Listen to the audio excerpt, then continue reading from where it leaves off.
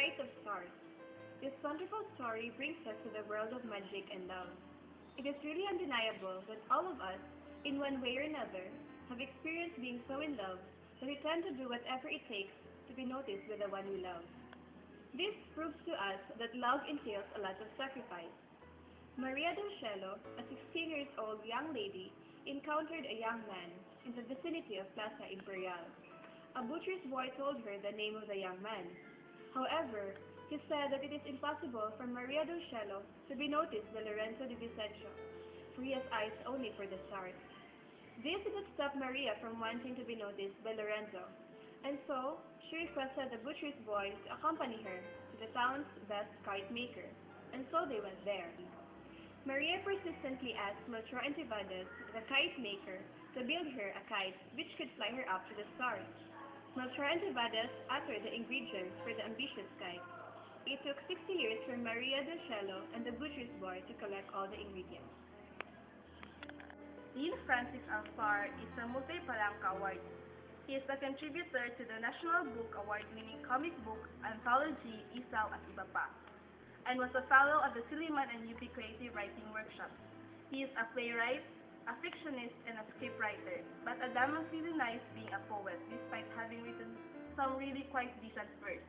He may be a godfather of speculative fiction in the Philippines. Kite of Stars.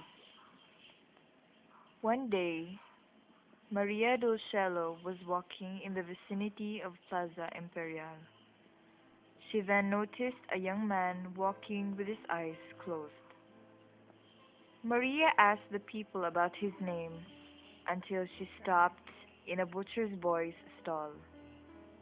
The butcher's boy told her that Lorenzo de Vicencio has his eyes only for stars. Maria did not lose hope and asked the butcher's boy to accompany her to the town's best kite maker. They waited to be entertained by Melchor Antivadas, and after 7 hours, they finally said their purposes of coming. Melchor Antivadas uttered millions of ingredients needed for the kite that would take Maria to the stars.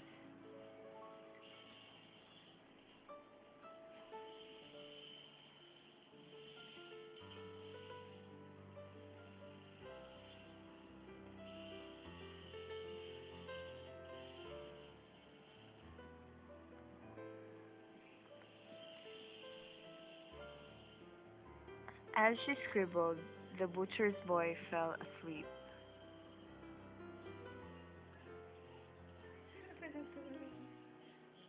Afterwards, they thanked Melchor Antivadas and started their quest. They first went to Puranan and then trekked to Cataquios and Viriato.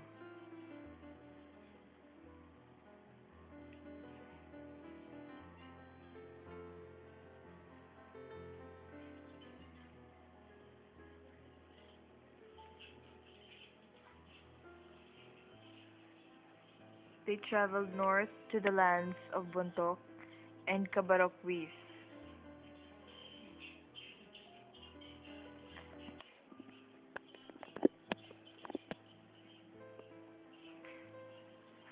They sailed eastwards to Palawan and the Islas Dulcalamian.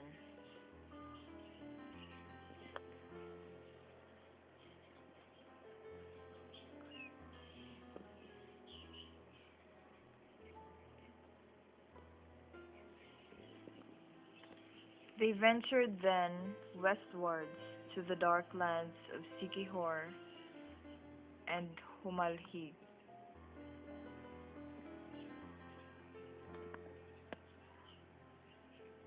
They visited the fabled cities of the south, the Dia Altandag, Dia Aldin, and Dia Albajao, and then entered the marbled underworld of the Sea Lords of Romblon and braved the lair of the Marinduque.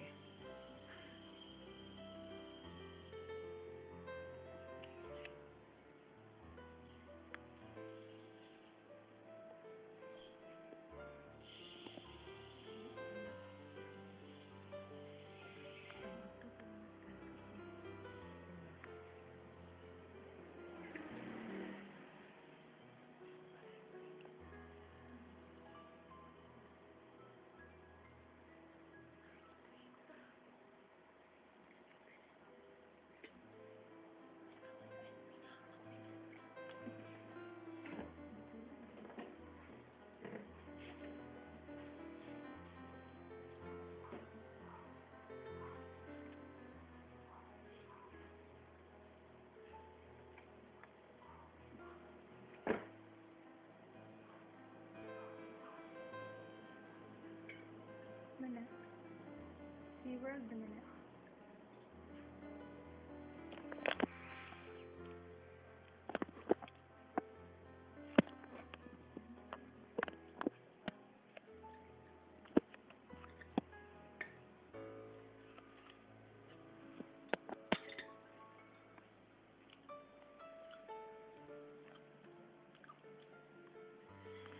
After 60 years, they went back to the kite maker, but the great-grandson of Melchor faced them. As his grandchild, he continued his great-grandfather's quest and made the kite.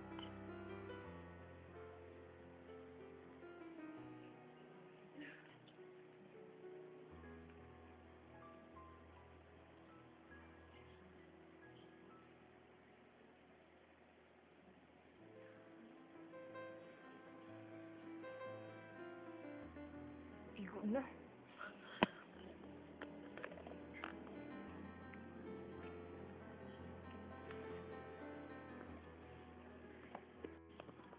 Began thinking of nothing at all, while in the silent Torre do Astronomus, an old man who was plagued by cataract sighed in his sleep and dreamed of unnamed stars.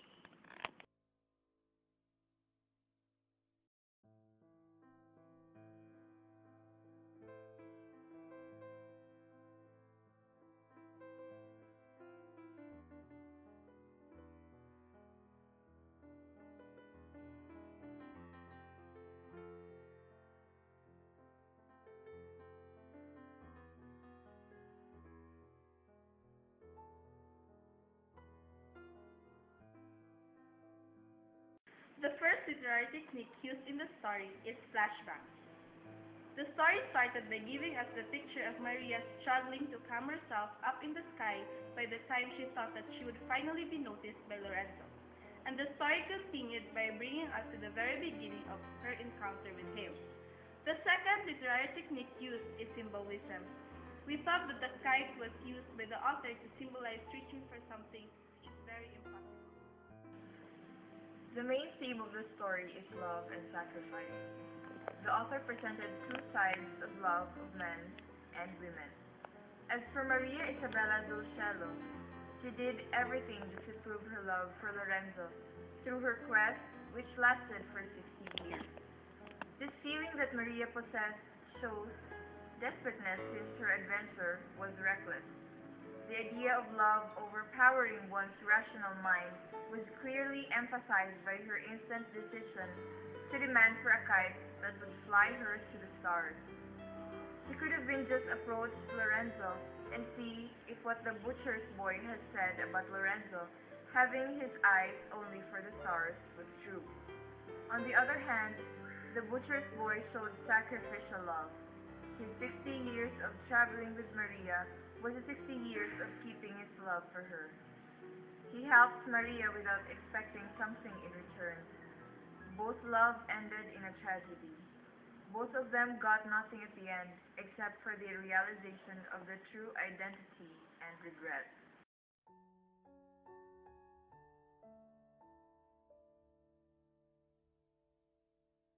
The poem is about a relationship between a father and a daughter. The daughter reminisces how her father molded her as who she is now by instilling her the values and the lessons in life. The box of the daughter, or the persona received, was the main object of the poem, which made her reminisce the past.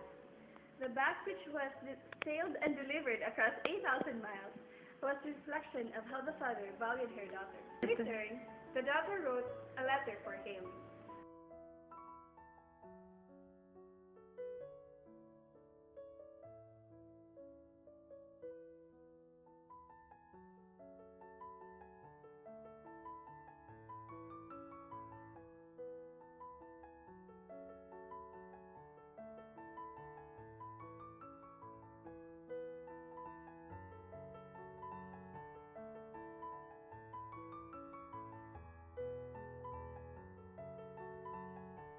Myrna Pena-Reyes was born in 1938 to schoolteacher parents in Cagayan de Oro, Misamis Oriental.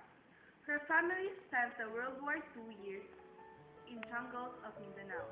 After the war, her family moved into Dumaguete City, Negros Oriental, where she completed her elementary, high school, and college education. For several years, she was a faculty of the Department of English and Literature at the Suleiman University. She is now retired in Dumaguete City. Filial love, parents' love to their children, and vice versa. The poem revolved around the father and the daughter's relationship. Lines 1 and 2 of the second stanza showed the father's love and concern to her daughter, even though his daughter is old enough to take care of herself. You hope the package will hope its shape across 8,000 miles of ocean. They may be miles away from each other, but still the love of a father to his daughter prevailed. The daughter also showed how she misses her father, which was evident in the first line of the first stanza, which states, "Haltingly I undo the knots." The adverb haltingly means the lack of certainty, because she's not expecting that her father would send her a gift. As she untied the knots around the gift, she remembered how her father disciplined her by instilling her good values in life. This is found in the stanza 1, lines 3 to 10. The poem also supports the fourth commandment of God, which is honor your mother and your father. The daughter in the poem shows honor and respect to his father by acknowledging all the hardships that her father did for her.